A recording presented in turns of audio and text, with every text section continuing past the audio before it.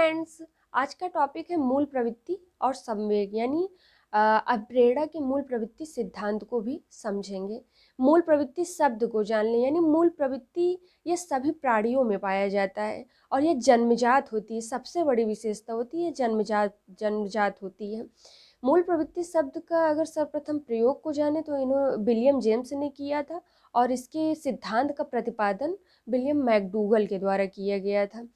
इसे हार्मिकवाद का भी सिद्धांत कहा जाता है, जो इसको उद्देश्यवाद या प्रकृतिवाद का सिद्धांत भी कहा जाता है। अब उद्देश्यवाद या प्रकृतिवाद का सिद्धांत क्यों कहा जाता है, हमने पहले ही बताया कि मूल प्रवृत्ति यानी जो जन्मजात विशेषता होती है, यह हमको अर्जित नहीं करना पड़ता, हमारे जन्म से ही ये हमारे अंदर रहता है। और इसी से जुड़ा हुआ एक शब्द है इमोशंस यानी संवेग, यानी मूल प्रवृत्ति के साथ ही जुड़ा हुआ है संवेग। ये जन्मजात होती है, अप्रत्यक्ष होती है, और जब वो हमारे ऊपर हावी होती है यानी हमारे प्रत्यक्ष रूप में आती है तो हम उसको संवेग नाम देते हैं।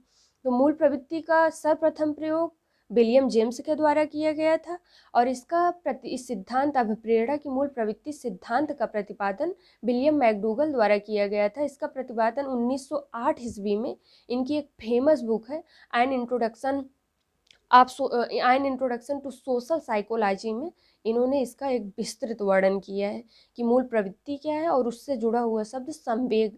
इन्होंने विलियम मैकडूगल ने मूल प्रवृत्ति यानी 14 मूल प्रवृत्तियां बताई हैं और उसी के साथ जुड़ा हुआ संवेग उसको ऐसे ही क्वेश्चन पेपर में पूछा जाता है कि जैसे मूल प्रवृत्ति अभी मैं क्रम से लिखवाऊंगी तो आप लिखते भी जाइएगा, मैं क्रम से बोलती जाऊंगी तो आप 14 प्रकार की मूल प्रवृत्तियां होती हैं। जैसे जिज्ञासा, तो जिज्ञासा का संवेग जो है वह है आश्चर्य। अगर कोई चीज़ जिज्ञासा में आ रही, हम कुछ जानना चाह रहे हैं तो जो हमारे प्रत्यक्ष रूप से हम उसके लिए आश्चर्य होंगे, यानी हम उसको जानना चाहेंगे और अच्छे तरीके से उस विषय वस्तु को। तो अगर उर्वर्थ के अनुसार मूल प्रवृत्ति को परिभाषित करें, इन्होंने यह माना कि मूल प्रवृत्ति कार्य करने का बिना सीखा हुआ स्वरूप, यानी इसकी जो सबसे मैंने मोस्ट इम्पॉर्टेंट कैरेक्टरिस्टिक बताई कि ये जन्मजात होती है यानी बिना सीखा हुआ स्वरूप होता है। और मैकडूगल के अनुसार जाने तो इन्होंने कहा संदेह प्रकृति का हृदय है। बहुत ही संक्षेप में इन्होंने कहा कि संदेह प्रकृति का हृदय है। तो अब मूल प्रवृत्ति को 14 मूल प्रवृत्तियां होती हैं उसको देख लेते हैं। जिज्ञासा, पलायन, सामूहिकता, युत्सा या युद्ध, आत्मगौरव, संचय प्रवृत्ति, दैन्य, निवृत्ति, शरणागत, काम वासना, हास्य, भोजन या अन्वेषण, सुरक्षा या संतान कामना, और जो 14वां और अंतिम है वह है रचनात्मकता। हमने क्रम से इसको बता दिया है, इसके साथ ही हम संवेग को भी इससे जुड़ा हुआ है तो इसको जानते हुए चलते हैं। तो जैसे जिज्ञासा ऐसे ही पूछ लिया जाता है कि जिज्ञासा का संवेग क्या है, तो जिज्ञासा का संवेग है आश्चर्य।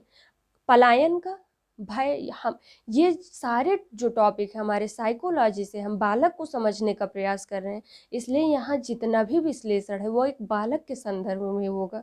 पलायन का अर्थ बहुत ही व्यापक है, हम बहुत सारा शब्द सुनते आते हैं, लेकिन इसका जो संवेग माना गया वह है भय और डर। सामूहिकता की बात करें तो अकेला इसका संवेग है।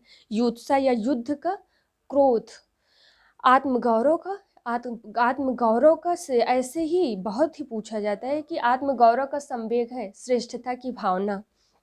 संचय प्रवृत्ति यानी स्वामित्व की भावना, क्योंकि जब हम संचय करते हैं तो हमारे यही रहता है कि ज़्यादा से ज़्यादा पूंजी को एकत्रित कर लेना, यानी स्वामित्व की भावना। दैन्य यानी आत्महीनता की भावना। निवृत्ति यानी निवृत्ति का अर्थ ही होता है छोड़ देना, यानी इसका जो संवेग है घृणा। शरणागत यानी कष्ट। काम वासना यानी इसका संवेग कामुकता। हास्य का आमोद या हंसना। भोजन या अन्वेषण का भूख। शिशु रक्षा या संतान कामना का वात्सल्य, ये बहुत ही पूछा गया है क्वेश्चन पेपर में कि शिशु रक्षा या संतान कामना का संवेग है तो वह है वात्सल्य, स्नेह या प्रेम। रचनात्मकता, सृजन की भावना, शब्द से ही समझ पा रहे हैं। तो ये रही मूल प्रवृत्तियां और इनसे जुड़ा हुआ संवेग जो बहुत ही पूछा जाता है। हमने पढ़ा अभिप्रेरणा की मूल प्रवृत्ति का सिद्धांत, जिसके प्रतिपादक विलियम मैकडूगल हैं और इन्होंने मूल प्रवृत्ति की संख्या 14 बताई है। तो ऐसे ही क्वेश्चन पेपर में पूछ लिया जाता है मूल प्रवृत्तियों की संख्या है तो आप जाने रहिए 14 है।